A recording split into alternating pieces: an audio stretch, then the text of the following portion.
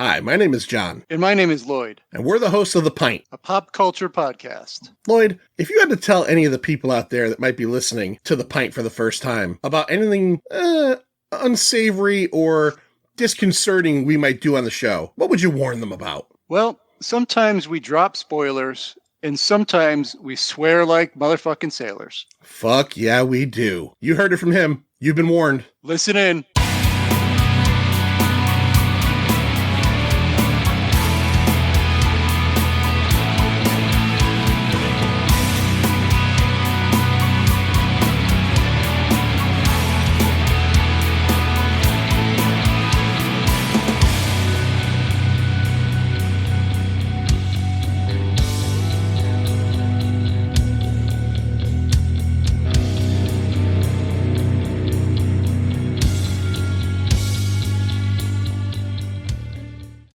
Hey, what about my money?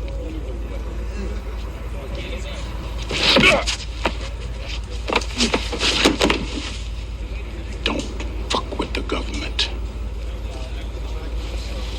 Welcome to a brand new episode of The Pint, a pop culture podcast. My name is John. My name is Stu.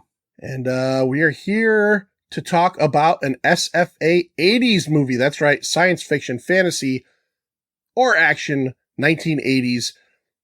This is where we talk about films of that ilk, generally films that are not like top tier, like maybe B grade or below, or maybe kind of forgotten or kind of second grade. In the past, we've done films like Battle Truck, and that clearly fits the bill because you probably never heard of Battle Truck, even under its second name, Warlords of the 21st Century. And we did a video episode on Trancers. We did Space Hunter. So you kind of get the idea of what these are all about.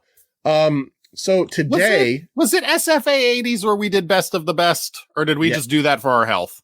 That was S.F.A. 80s, yes. Okay. That's what I always hope for with the S.F.A. 80s is something like Best of the Best. I want to watch a movie and I want it to be some hidden gem that I didn't know about. Because Best of the Best, like you all seem to know a lot about. I'd never heard of it before we watched it.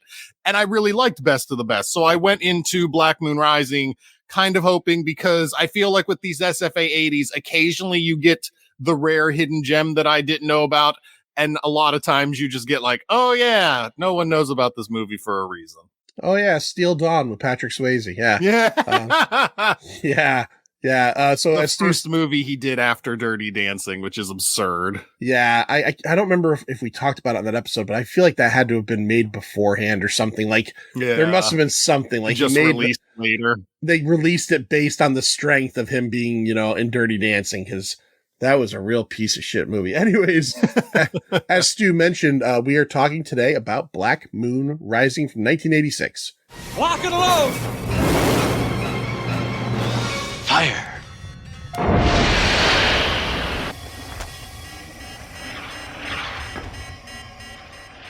All right, so before we get into Black Moon Rising, as we're talking about the S.F.A. 80s, I want to give a little bit of housekeeping stuff out there that pertains to the show as a whole, and to our Patreon, which if you go to Patreon/thepint, you can become a Pint Insider for $2.50 or $4. There's a couple different tiers. So, as Stu said, I like doing the S.F.A. 80s episodes, but because we have so many other things going on, it seems to be the one sub-series that I forget about a lot. This year in 2024, I want to do more of them. More than what we've been doing.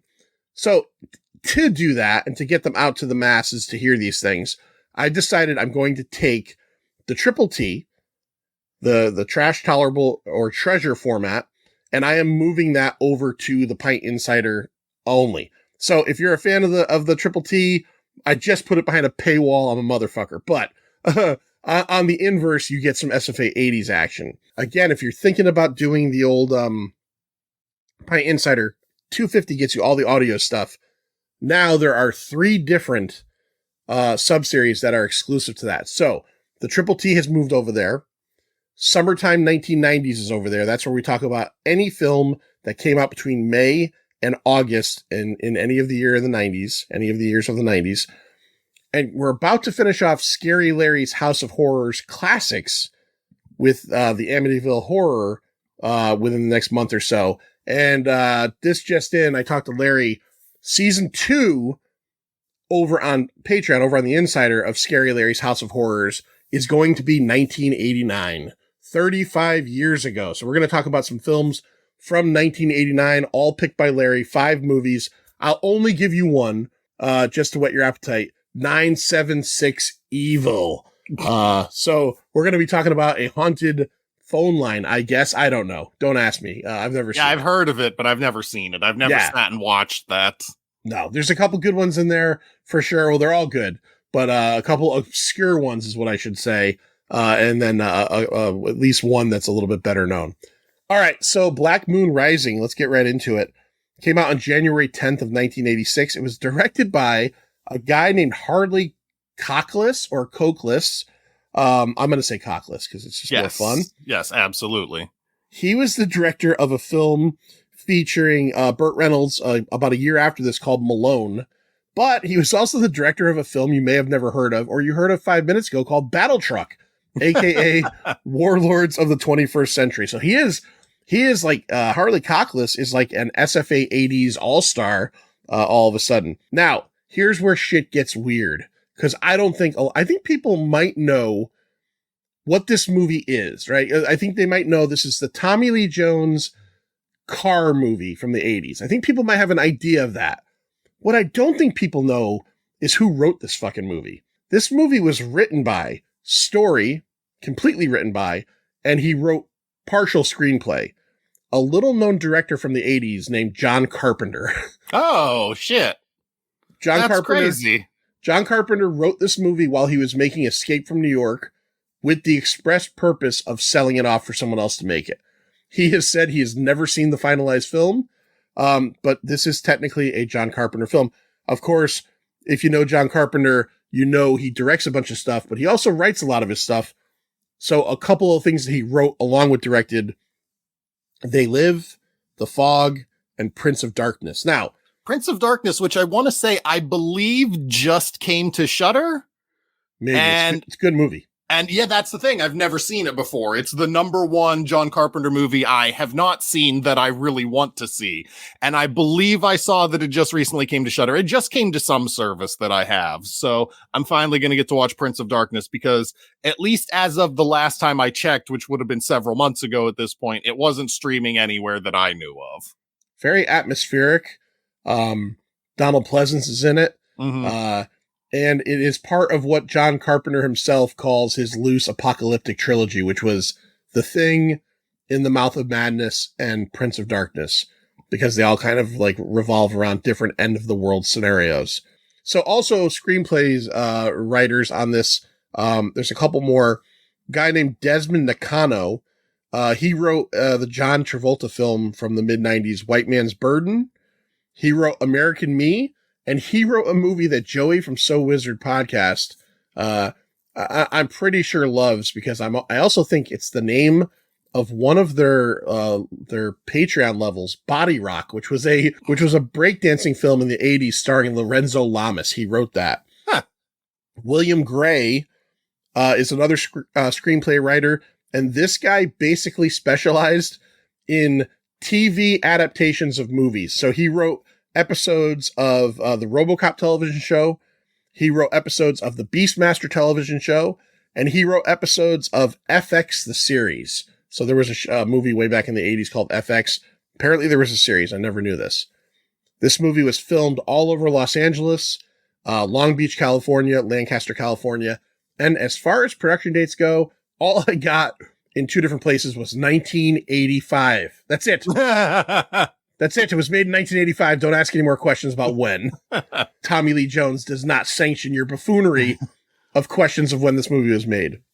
I was going to say Tommy Lee Jones was probably too high to remember when it was made, but I don't know anything about his personal life. Tommy Lee Jones could be completely straight edge for all I know. I will tell you in about 1 minute how Tommy Lee Jones was in this movie. All right, let's talk about the cast. Round up the usual suspects. All right, the man we've just mentioned 9 times, Tommy Lee Jones, plays Sam Quint. You know him from Men in Black. You know him from Under Siege and the certified trash Batman Forever. God, yeah, so bad. So bad. Linda Hamilton plays Nina. You know her from The Terminator. You know her from the Beauty and the Beast television show in the 80s with Ron Perlman. You know her from Dante's Peak. You might not know her from the fact that she hated working with Tommy Lee Jones, because Tommy Lee Jones during this period of his life was a fucking alcoholic. And he was apparently, he was apparently rotten to fucking work with. And she said she fucking disliked the shit out of him. Aww. Robert Vaughn plays Ed Ryland. You know him as not Lex Luthor from Superman 3. I was going to say, you know him as that guy, because I was like, oh, it's that guy. He's in Things. He's in Things. He was in Bullet with Steve McQueen.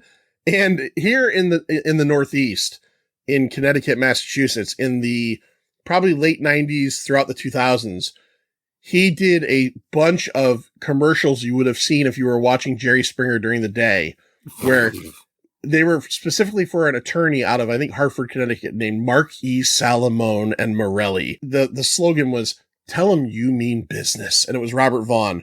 Well, I thought that was just something he did here. Apparently, all through the country, Robert Vaughn did lawyer commercials. They must have just he must have just read different names, but the commercials were all. So did you have any Robert Vaughn? Yeah, lawyer? that tell him you mean business. Yeah, no, I've seen those now that you say that. I don't think I ever put it together that it was that guy actor, but yeah, that tell him you mean business. We had that. I couldn't tell you who the attorney's office was for, but 1,000,000% we had some lawyers that he advertised with that slogan. Okay, so Robert Vaughn making the bank at the end of his life. Let's see. Richard Jekyll plays Earl Wyndham. He was the bad guy in Starman. He was the guy that wanted to get Starman and cut him open. The 1957 3:10 to Yuma and Sands of Iwo Jima. Bubba Smith plays FBI agent Johnson. You could talk about his movie career, all the Police Academy films. That's where most people know him from. But from 1967 to 1976, he played in the NFL. He played for the Colts, the Raiders, and the Oilers. Super Bowl V champ with the Colts. 2-time Pro Bowl player, 1970 and 1971. A couple more here. Lee Ving, V-I-N-G, plays Marvin Ringer. He's one of the bad guys in the film. He was in Streets of Fire. He was in Flashdance. Most notably, if you know this guy's face and you're watching the movie going, who the fuck is this guy? He played Mr. Body in Clue. So he's the guy. Oh, shit. Yeah, right? You see it immediately. Yeah, okay. He's probably also better known as the lead vocalist, rhythm guitar player, and founder of the very seminal punk band from the early 80s, Fear. Okay. So he's very well known for that. I didn't know which character was Lee Ving, but I saw the name Lee Ving at the beginning, and it's like, I know that name from somewhere, and it's from the fact that I've seen Clue like 100 times in my life. Yeah, he's essentially the guy who gets killed, right? He's the body. Yeah. William Sanderson plays Tyke Thaden. You know him from Blade Runner. You know him from Deadwood. You also know him from Newhart. He was Larry with his two brothers, Daryl and Daryl. He plays a deaf mute in this movie, and apparently his portrayal, which whether it's his fault or the writers or the director's fault, piss off deaf people in America, because all the sign language he's doing with the two other guys he's friendly with in the movie is not real sign language. No. And it's clear it's not real sign language. Yeah. They're just making basic hand motions at each other. Yeah. Yeah. It's pretty lazy. And then last up is Keenan Wynn, who plays Iron John, who's Tommy Lee Jones's, I guess, mentor in the film. We talked about him very recently in Orca. He was also in Stagecoach, also in Dr. Strangelove. Coolest thing about him is his name is Keenan Wynn, but this is his real full name. Francis Xavier Aloysius James Jeremiah Keenan Wynn.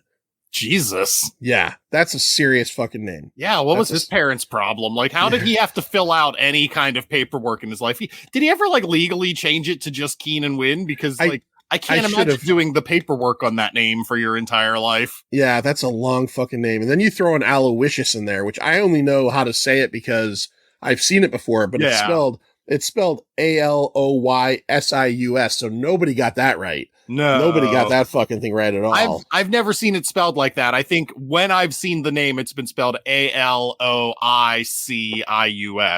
Oh, okay. I've seen it this way or something like that. Maybe I missed some letters, but I've never seen a Y or an S in it, basically. Fucking Aloysius, man. Crazy. Crazy. All right, so that's the cast. Let's get into the film. So this movie does something very interesting right off the bat. The first scene in the movie is very kind of prototypical of a lot of like 80s, 90s action films. I'll use two, for example, Cobra and Stone Cold. Cobra and Stone Cold both start off with our heroes kind of running into trouble in like a grocery store or convenience store being held up. But in those movies, it turns into an action fest. In this movie, Tommy Lee Jones' character is in a convenience store getting a cup of coffee. It gets robbed. And then, Stu, would you just describe it as he just sasses the guy until the cops come? Yeah, he basically just talks crap to him until he's like, hey, what are you doing? There's a camera right there. Hey, it just caught your entire face. All right, you got about a minute. There's the cash register right there. Oops, there's the sirens. Maybe you don't have a minute. Do you think that was supposed to make us feel like we're dealing with like a not a prototypical action hero? Like he's a guy who uses his head? Maybe I don't know. Maybe it was supposed to prepare us for the fact that this ends up being less of an action movie than a heist movie. Yeah. Okay. Fair. That's technically the second scene. I did want to ask you this, Stu. The opening, which is like a bunch of 80s computer green screen. Oh, right. Yeah. Was that the most confusing opening? Like, did you it seems like it's somebody talking to somebody else about this mission that has to happen, but it just seems so stilted and disjointed. It seems like the worst possible way to start a movie that I can think of seeing in a long time. I know the Star Wars movies are incredibly popular and some of the biggest, most influential movies ever made, but taking those aside, if your movie has to start off with you putting words on the screen to tell us what brought us to the point of where we are in the movie, like, you've done something wrong. Show me, don't tell me. That's the first thing you learn as a friggin' writer is to show and not tell. So, like, don't just put words up on the screen at the beginning of the movie to tell me how we've got where we are. That's lazy. I hate that. Yeah. Yeah. So from what I can discern from these words on the screen is that there's some kind of legal proceedings against a company called the Lucky Dollar Corporation out of Las Vegas. The Lucky Dollar Corporation. I wanted to know more about them. Like, are they just a big Dollar Tree? I don't understand. What is the Lucky Dollar Corporation? Well, you don't find out. Nobody finds out. So in the correspondence we see, it seems like the Department of Justice is trying to get information on them, and in all legal manner, they can't get this micro cassette they need. So it seems like they're hiring this Sam Quint character played by Tommy Lee Jones to steal it because I think that's what it said. And then the next scene kind of shows us that he goes to the Lucky Dollar Corporation and, you know, he's supposed to be this incredible, I guess, thief, AKA cat burglar. But like the second he opens like the door to the little case he needs, he sets the alarms fucking off. Yeah. Yeah, he scans it with like some kind of device, and the device is like, all clear, no alarms. Then he opens it and there's an alarm immediately. An alarm. He gets the tape he needs and he starts running out. He runs into the Lee Ving character, and they obviously have some kind of like back and forth. He starts shooting at him. Tommy Lee Jones has to run through a plate glass window to get to his car, and he takes off. Now, and I was confused by this because Marvin, the Lee Ving character, I thought he was part of the security team because he was with people dressed up like security officers. Right. But maybe that was his method for trying to break in and steal this tape, because it ends up being he's a rival thief. Like, he's not working security for this company, right? Or are we supposed to believe that, like, he got hired as a professional thief to be like their kind of like Ant-Man in the comics? Like, it's like, oh, you're a thief, you can be our security expert. That's what I figured. Cause he said in the movie at one point when they do have a face off, Marvin Ringer says, we used to be competition. Mm-hmm. So, and then that's when Tommy Lee Jones says, we were never in competition. But I think he was hired by the Lucky Dollar Corp or whoever to guard this thing, which he did poorly. Yeah. So but his men had Uzis, which, I mean, I got a big kick out of the security guards just packing Uzis everybody had Uzis in in the 1986. 80s. I was in 6th grade in 86. I had an Uzi. I had an Uzi. So the next scene, all of a sudden we get like a real gear shifter. We get like these speed trials in the desert. The Richard Jekyll character, the William Sanderson character, and another guy, didn't write down who he was. But they're working on this car that's doing speed trials in the flats. This car, this is what's confusing about this movie. Just from knowing what this movie was from the posters, basically for my whole life, I assumed this was kind of like a movie like Blue Thunder, where it's, you know, it's got a plot, but in the end, it centralizes around the helicopter, and we're going to get a lot of the helicopter. Oh, yeah. No, they sidelined the car for like 2/3 of the movie. This movie is not about the car. No. Like, I wasn't even sure after watching this if the car is called the Black Moon. Was it called the Black Moon?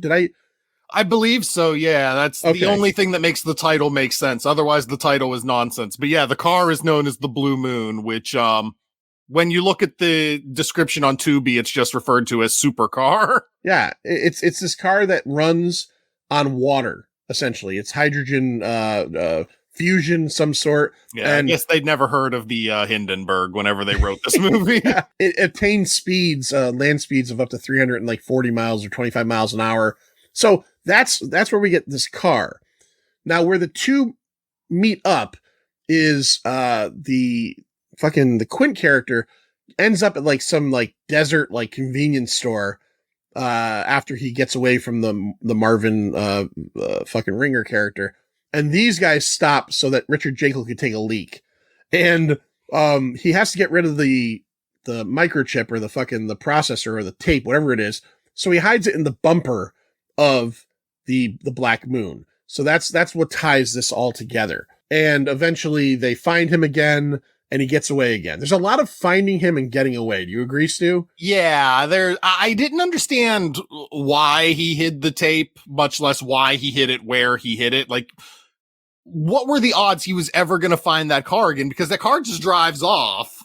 Right. And he gets stuck there, and, you know, the Marvin character comes up, and, you know, it looks like there's going to be a fight, but he fakes car trouble, but then just gets in his car and drives. This whole scene was confusing to me. Why was he faking car trouble? If his car could drive, why did he stop at all? Why didn't he just keep going? Yeah. Why did he hide it in the license plate holder of a car he may never see again in his life? And yeah, again, with the faking car trouble, he just gets in his car and drives off whenever the Marvin character shows back up. So I don't know. I was confused by any and all of this. Okay, me too. The car, if you're wondering, I mean, obviously, just if you were listening to this episode and you're curious, I'll throw some pictures up. It's a very 1980s car, but it looks like a matchbook on wheels. It's very... Well, it's very aerodynamic. It's just flat. It's fucking flat. Yeah, it's flat. You have And to it's got like a big lay ass back. spoiler. Yeah, you got to lay back in it to drive it. It is actually designed on an actual vehicle called the 1980 Wingo Concordia 2, made by Wingo Auto Classique in Montreal. One was ever built. All of the versions in this movie were copies made from the molds of the original. Again, if you had Elon Musk already made the goddamn Cybertruck, didn't you feel like if you asked Elon Musk to design a really fast car, this is what he would draw a picture of? Probably, yeah. Yeah. Yeah, or he would make it and then reference this movie and go, I've always wanted to make a car like the one in Black Moon Rising. You know that movie? And yeah, oh yeah, I heard the Pint talk about it. What the fuck? So as the movie moves forward, we meet up the what was his name? Ed Ryland character, played by Robert Vaughn. He is a businessman. He has a henchman. He's got goons. Yeah, we don't know what his business is. He's just an evil 80s businessman. Literally, his whole job is he owns 2 towers. He has 2 towers, right? So that's a big plot that comes up later in the movie. They're right next to each other. One of them is fully ready to go. The other one's still being worked on. And he also has like a cadre of car thieves led by Linda Hamilton. So as the movie progresses a little bit, we end up at this kind of fancy restaurant. Here's how we end up there. Tommy Lee Jones's character tells Bubba Smith's character, who he's working for, that I can get the tape back. You just got to meet me at this restaurant at this time. And I want severance. He's like, done. I don't want to be a thief anymore. I want out of the game.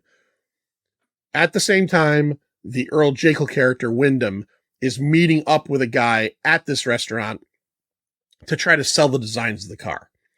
So Tommy Lee Jones shows up, and I think it's by happenstance they end up there together, right? It wasn't even his plan. Yeah, again, like, there's no reason he's in Los Angeles. There's no reason he ever should have encountered this car again in his life.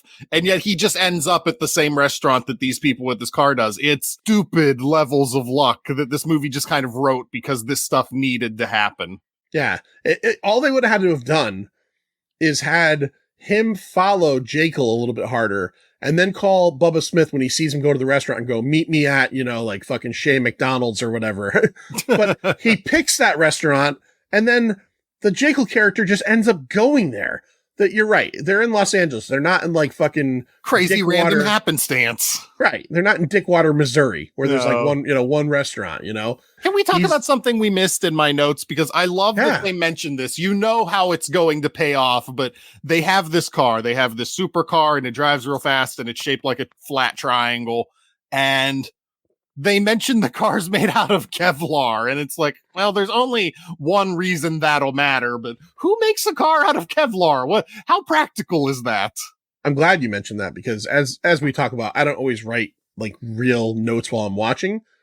It's not made of Kevlar, Stu. Watch the movie again. Oh, Richard Jekyll says Kelvar. Oh, he says Kelvar. Yeah. Because he goes, yeah, the body is made out of Kelvar. It's the material they use in bulletproof vests. And I'm like, Kelvar. Did he mean Kevlar? Yeah. I didn't catch that at all. My brain just translated it automatically to Kevlar. I didn't catch that. As they're all up inside this tower, the Linda Hamilton character shows up wearing a fucking wig that's just like, Jesus Christ. Looks like she's wearing a helmet. It's terrible. Linda Hamilton's a good-looking woman, man, but this wig does everything it can to like ruin that. And she shows up. She shows up. She gets hit on at the bar, and it's like, no one's hitting on a lady in that wig. Not even that guy. That guy was like, that guy was so forward as to say, like, you want to go back to my apartment so I can fuck your brains out? Like, even he would be like, nah, I'll just wait for the next chick to walk by. I'm afraid that thing on your head's gonna jump off and eat my dick. Yeah, your wig's gonna eat my cock. But as they're all upstairs and having their dinners, all of a sudden Linda Hamilton goes down, and her bunch of goons show up. The cadre of car thieves, as I mentioned, and they take the valets hostage and basically say, give me the keys to this, and this. And she says, like, she rattles off the name of a bunch of very expensive cars. Like, I want the keys to the Aston Martin and the 2 Mercedes and I don't know what other expensive cars there are, but she names a bunch of expensive cars. She's like, the Chevy Citation could stay here. That's cool. But she has seen the Black Moon on the back of a trailer, and she wants that. So they start stealing everything. Everybody inside the restaurant realizes this. Richard Jekyll, the Wyndham character, Sam Quint, and they all start running downstairs. This leads into the Linda Hamilton driving the Black Moon for the first time. Kind of a chase sequence, right, Stu? Yeah, she steals the Black Moon, and Tommy Lee Jones gets into his car, which is, I'm sure you might recognize it. I have as much chance identifying cars as I do identifying my own arteries. I honestly don't even remember, but yeah, it can't go 325 miles an hour. No, so he jumps in his car and he chases her down, and she's zipping through the streets and zipping through traffic, which you assume, based on how fast this car could go, the fact that they're, trying to get around other cars in traffic is the only thing making this a somewhat fair chase. Right. Because she gets, eventually she gets away, right? Because she hits a straightaway. And yeah, she gets in that tunnel and she activates like the fucking Batmobile jet that it has on the back. Yeah, I was thinking like how unrealistic it is. And again, I'm not trying to be that guy, but like, she hits the turbo or whatever that's supposed to bring it up to like 300 miles an hour, and she's just fucking going. And all I was thinking was like, she would be a splat on someone. Yeah. You can't, that's why you test. You're not things. controlling that car. No, not at all. Not at all. But she gets away with it. She drives up to a tunnel and she comes to a complete stop at the tunnel. And in my brain, I just went like, is this like a Wile E. Coyote thing? Is that tunnel just painted on? Painted, yeah. Yeah. She gets it back to the chop shop that exists in the basement of the towers. And we get this real sense all of a sudden that she has this weird relationship with the Robert Vaughn Ryland character. Then we get a weirder sense as the movie goes along that he's really got something for her because he watches like her job interview videos over and over again. Yeah, her job interview, which is Linda Hamilton plus a ball cap equals street urchin. What the fuck was that all about? She's supposed to be some down on her luck, like street kid, and all they did was put a baseball cap on her. Ryland is just watching this, and you're getting a feeling that, like in any other movie, he'd have a hand stuck down his pants, like like grabbing his old man dick. So like he keeps on having these conflicts with her because she wants to. Right, she wants to keep the car, and he's like, you can't have the fucking car. Yeah, she wants to keep the car. She's like, hey, I stole that just because I wanted it. I know you have no use for it, but I kind of wanted it. And he said, like, we don't take trophies. And then they put the car in car jail, which I didn't really understand. And that's it. That's where the Black Moon sits for the next, like, 2 acts of the movie. So if you never have seen this movie, and you're now listening to this and going, I'm going to check this out, or like before you listen to the episode, you're like, I'm going to check this out. You're probably thinking like, this is what the whole movie's about. No. Gonna be a bunch of car chases with the Black Moon. The Black Moon gets put in a room with a chained door and disappears for the next 55 fucking minutes. Yeah, it's not irrelevant because everybody's trying to get it, but it's out of the movie. You don't even see it. It's just people either talking about it or they need to get it or they want to get it, but you don't see it. It's just in car jail. Ryland essentially treats her like she's his grandson, and he put the Nintendo 64 like in the hutch and locked it, right? So he locks the Black Moon away so she can't get to it. And now we kind of get some more of her. Stu, I don't know if you noticed this or not, but like, did you notice that they essentially took the club scene from the Terminator? Yes, yeah, and just transplanted it into this movie somehow? Yeah, as soon as you zip into the club, the first thing I said was, "Are you Sarah Connor?" It's Linda Hamilton in a club by herself, drinking. This all sounds familiar, right? It's bad, like kind of like techno 80s music, people dancing in bad 80s fashion. And then instead of like Kyle Reese showing up, it's Sam Quint, Tommy Lee Jones shows up. And then they have, their two thieves in love moment. And then another scene directly out of the Terminator is we get the next scene. We get them banging and we get Linda Hamilton's tiny little titties out again. Like, it seems like there's a good 15 minutes of this movie that just took the Terminator, a couple scenes from the Terminator, put it like on like one of those like tracing papers and then just like did a charcoal rub and said, throw that in our movie. It's one of those things like, you can copy my homework, just change the answers up somewhat so it doesn't look like you cheated off of me. Yeah. The fucking, more so than the sex scene, the club scene. Yes, absolutely. No, it was the first thing I thought of too, 1,000,000%. Yeah. I didn't make note of it, but as soon as you said it, I was like, oh yeah, that's the first thing I thought too. It is fucking insane. The sex scene, I looked down for like 10 seconds and I looked up and all of a sudden they're having a sex scene and it hit me like a fucking RKO because I was like, this came out of nowhere. Like they're just all of a sudden banging in this movie and it makes no sense whatsoever. I didn't even realize that like they had enough time to introduce each other to themselves whenever they were in the bar and then they're just banging. Yeah. They just bang and like it's already kind of hard to accept because Tommy Lee Jones in a sex scene, like that's something I never figured I'd come across. Yeah, you didn't get any of that in Men in Black. No, certainly not. And then it gets even weirder because No Country for Old Men. Nope. she has because she's a car thief. In her like loft apartment, she has like a random motorcycle in the middle of the room. Yeah. And after they have sex, he comes out of the room like with just his pants on, and then he sits cross-legged on the motorcycle, like as he's talking to her. Yeah. What? He sits on the motorcycle and he like lifts his legs up and puts the legs on top of the motorcycle. And I was like, how is he balancing like that? I thought the same thing. I thought like, look, I'm a big guy, but I thought most people would get on that and that bike would just go right the fuck over. Yeah. Yeah, it has to have kickstands on both sides, and very powerful kickstands at that. I didn't realize it was her apartment at first, because they eventually clarify it's her apartment, but I was just like, why does he have so many mannequin heads? All the wigs, yeah. There's a mannequin head on every step going down from her room or whatever. Wig on it, but I didn't pick up that those were her wigs and this was her apartment. I thought it was his apartment, and he just had a lot of weird woman's mannequin heads. That would have made it even better. I would like to get. I'm gonna try to find. I think Arrow Video did like a Blu-ray of this movie. I hope there's like a special features bit where like they just talk about and show how the bike had to have like 19 kickstands attached to it for the Tommy Lee Jones sitting scene.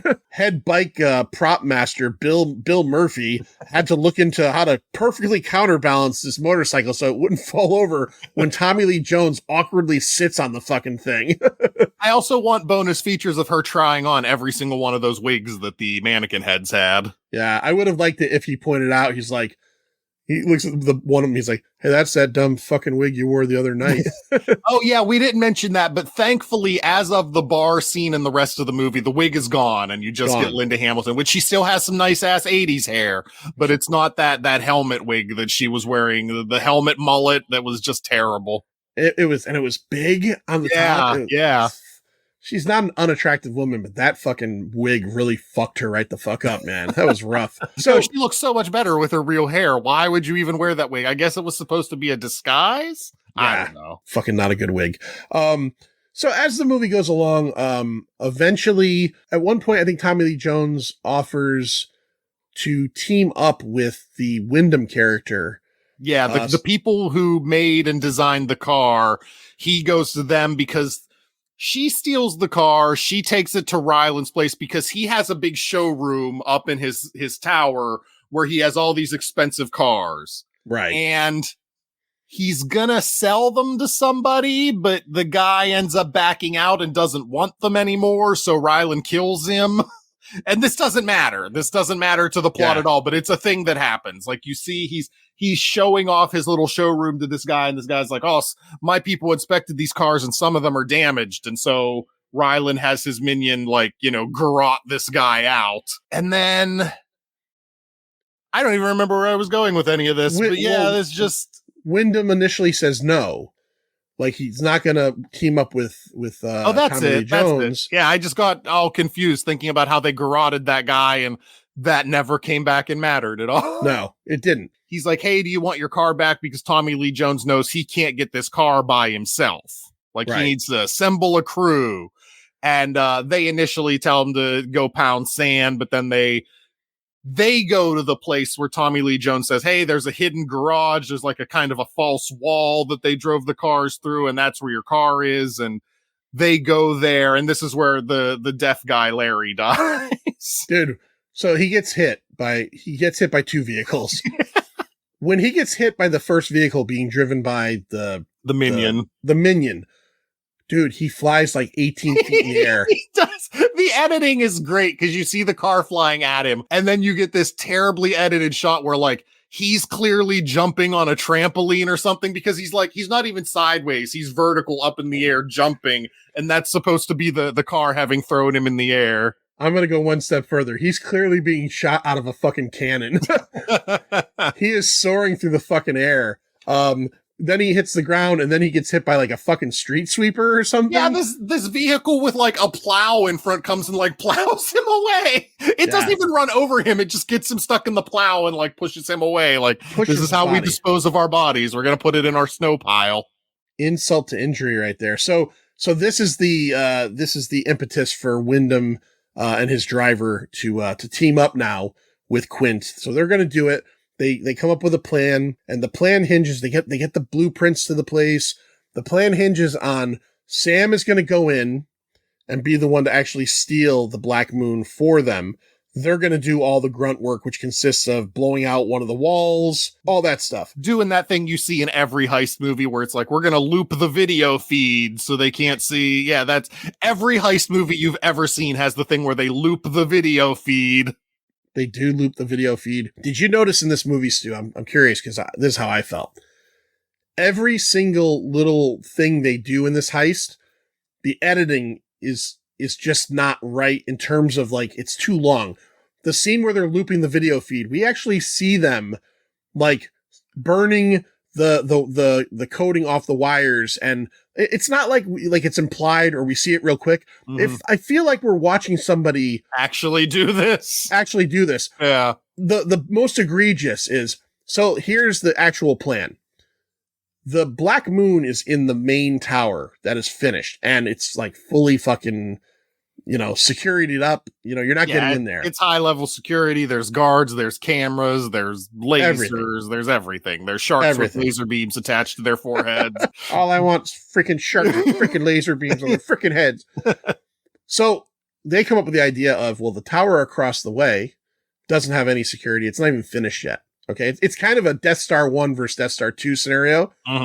So Tommy Lee Jones is going to go into that tower, going to go to the top, and then he's going to zip line across to the other tower and then get down, get the car, and get out. Even longer than them splicing the wires for the loop is Tommy Lee Jones ziplining across these two fucking buildings. It is longer, but it's like arguably the best scene in the movie because it's the only time there's real tension.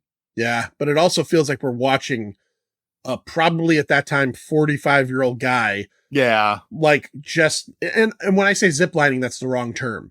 He's rappelling. He's rappelling across. So it's like old school, like hand over hand.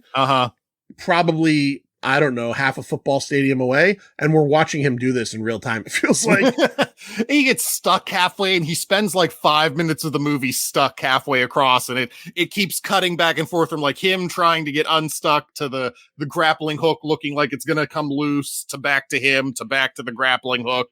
Yeah. Yeah. It's a little long. It's a bit much.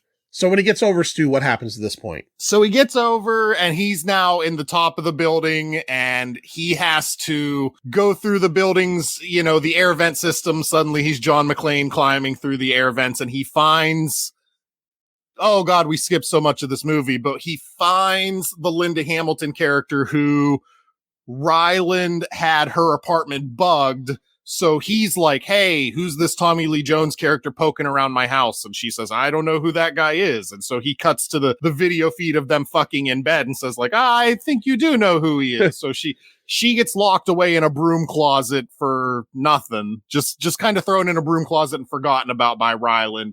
Tommy Lee Jones is going through the air ducts and he comes across her and pulls her up into the air ducts and saves her. And, they're going to go through the building and save the Black Moon. They finally get to the Black Moon. They get the Richard Jekyll character, the Wyndham. I keep forgetting his name, Wyndham, and his partner. I just called them the car guys, so you're doing better than I am. You're doing way better. You've got names for them.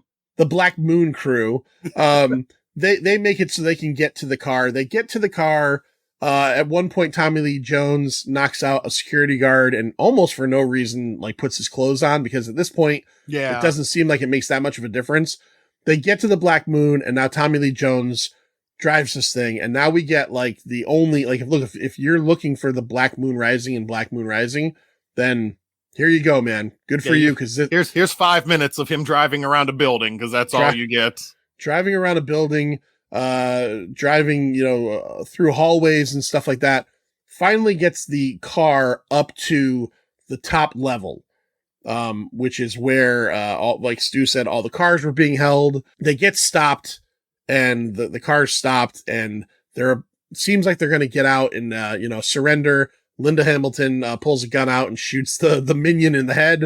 And it's just this quick shot of like, he has like a ketchup pack on his head. I was going to say, it's like, it's not even a shot. It's like a real quick cut to a still image of him just like with a red splat on his head. Like you don't see the splat appear. You don't see a gunshot. It's just a still image of him for like a second. And then it cuts back to the action and, Tommy Lee Jones runs over Ryland and they're still stuck in the car showcase room. So how do they get out of it?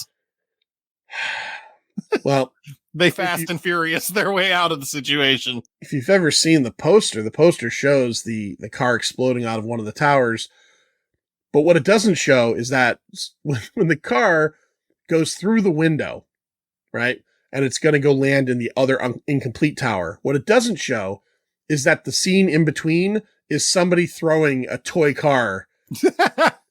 It just looked like shit. It looked like utter fucking shit. It looked like a toy car getting thrown across a fucking a window. Did you agree, Stu? I didn't catch it. I'll believe you if you say so, but I didn't pay that close of attention to the car in between the towers.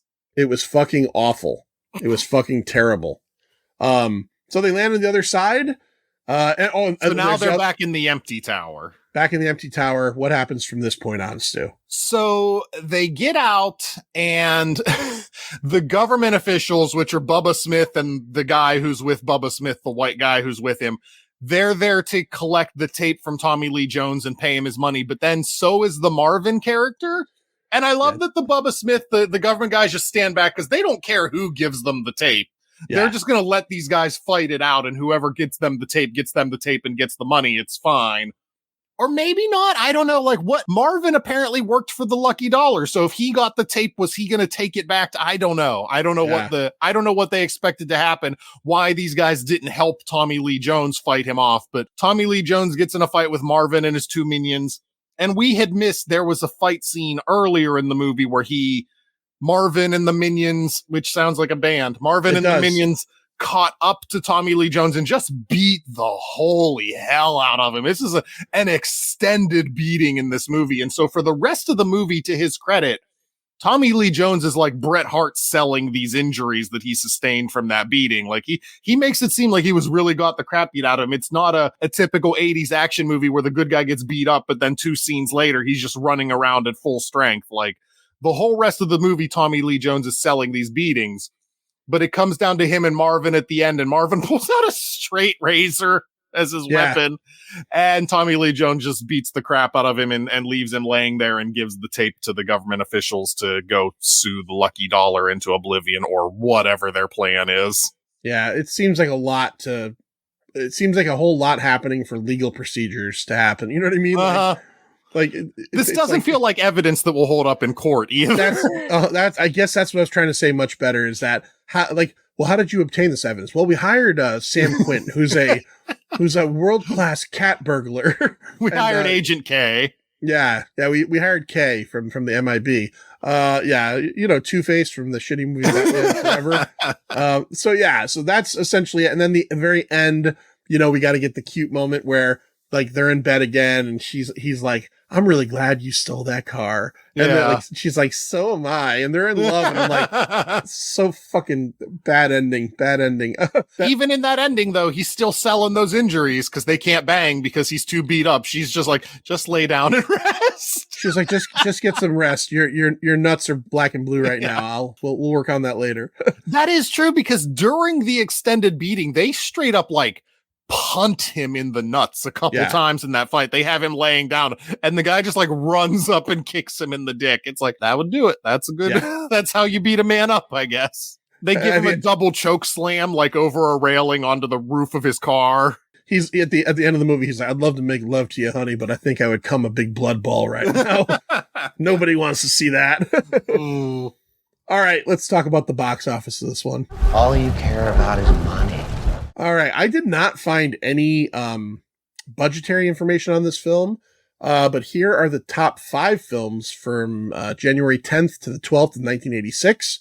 Number 5, very recently remade, and I think in the theaters right now, The Color Purple. It was out. Oh, it's not the same movie. It's a musical version thereof. Okay, all right. Out for 4 weeks. It made $3.1 million. In the number 4 spot, it was out for 6 weeks. $3.6 million, Chevy Chase and Dan Aykroyd, Spies Like Us.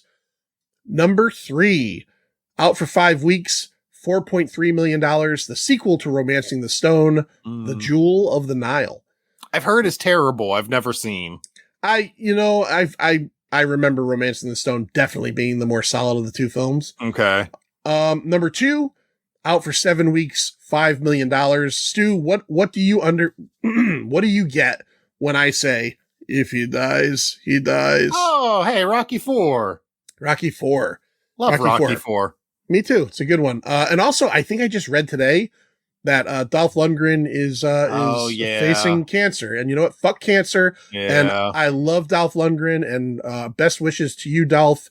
positive energy, and hope everything goes well with that. Our one and only He-Man. Yeah, truly. And then out for 4 weeks, it made $5.1 million out of Africa, which I'm pretty sure is a very adulty type Meryl Streep movie. If you're wondering, Black Moon Rising came in 7th. It was the only film that opened wide that week, and it made $2.7 million. This is a movie that I do not remember being in the theaters at all. So, I mean, I'm familiar with this movie for sure, but like video store posters, that kind of thing. Oh, okay. Yeah. All right. Let's rate this thing. That guy who spent 6 weeks in the bathroom got a 91. 0 to 5, 0 being the worst thing ever, 5 being the best thing ever, quarter and half scale optional. Stu, what do you give 1986's Black Moon Rising? This movie is closer to being a good movie than you would think. Like, we laughed at it a lot. It's not good, but there's stuff here. Like, there are so many different sides going on. There are so many different people and angles in play. Like, you have the Lucky Dollar Corporation. You have Ryland and his corporation and his car stuff. You have Linda Hamilton, who seems like she's going to be kind of an antagonist before she becomes a damsel. You've got Marvin and what's going on with him. You've got the government guys, Tommy Lee Jones. It feels like if the movie really wanted to commit, you could have like 5 or 6 different things going on in any scene and just throwing all this stuff together and really just keeping the viewer completely off guard as to what's happening. Unfortunately, the movie writes the Lucky Dollar Corporation never matters. The government guys are just on the sideline the entire time. So you never really get that much going on that you should have been able to have going on. You've got some good scenes. Like, I thought the rappelling across the building was genuinely tense, but I also hate heights. So maybe that's just me, but it does go on too long. The scene where the deaf guy dies until they cut to him being tossed up in the air is actually a really good scene because it comes from a deaf point of view. There's no sound. You just hear like this low, ominous hum. Like there's actually a really good shot where we see Linda Hamilton's building off in the far distance, and you see Tommy Lee Jones's car drive past it, and then a few seconds later, it kind of pulls up right into the near distance of the camera, which I thought was an interesting shot, just the way it was put together. But the movie doesn't seem to know what to do with the few good ideas it has. So I went with like a 2 out of 5, 2.0. It's watchable and it's not too long, but it really made me think like, this is a movie that in more competent hands, this could have been something, but it's not something. It's not. Can I just say ditto? I agree with you 100%. It's a 2 out of 5 for me.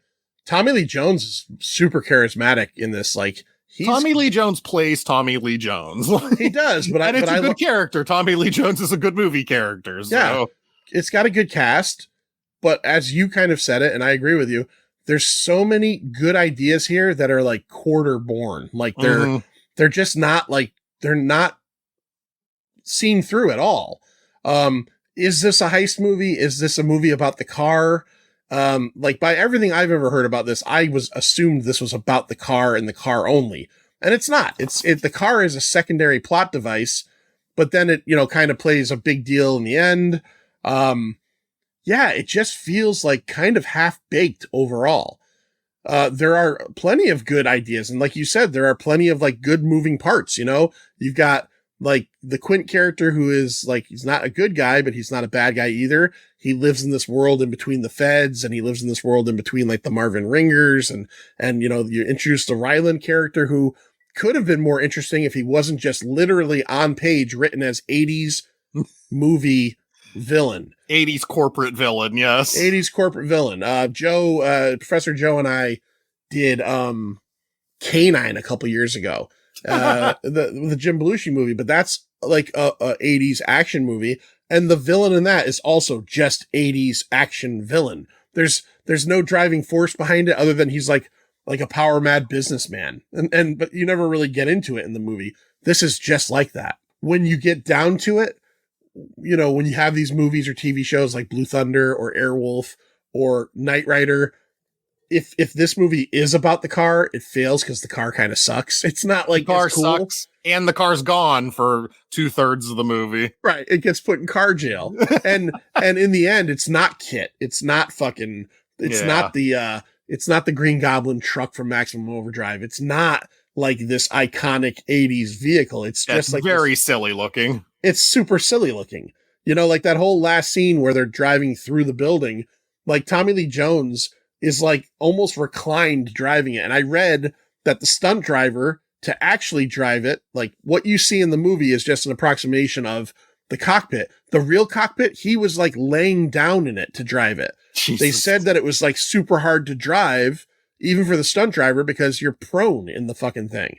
So yeah, so I give it a 2. It just, a lot of decent ideas, a lot of cool things that could have happened and that just didn't happen. So, you know what sucked most about this is one of my first notes is, oh, this is so cool. Like Linda Hamilton is playing another one of these moving pieces who could get involved, and she might be a hero. She might be a villain. She seems like an antagonist, but she's got a heart of gold. We don't know what's going to happen to her. And then the movie turns her into an 80s damsel domestic girlfriend, like halfway through. Like she had such strong potential. And because it's Linda Hamilton and we know what she's capable of from T2 going forward, I expected like, oh, she's going to be an integral part of this movie where she's not just a damsel. Oh, she's a damsel now. Oops. Yeah. Yeah. They dropped the ball on that big time because she starts off super strong. You know, I mean, she's like the leader of this crew of like car thieves, right? She's like in charge of everything. And then within 20 minutes of the movie, she's just getting banged by Tommy Lee Jones. Yeah. Oh, it was so disappointing. It was so disappointing. Yeah.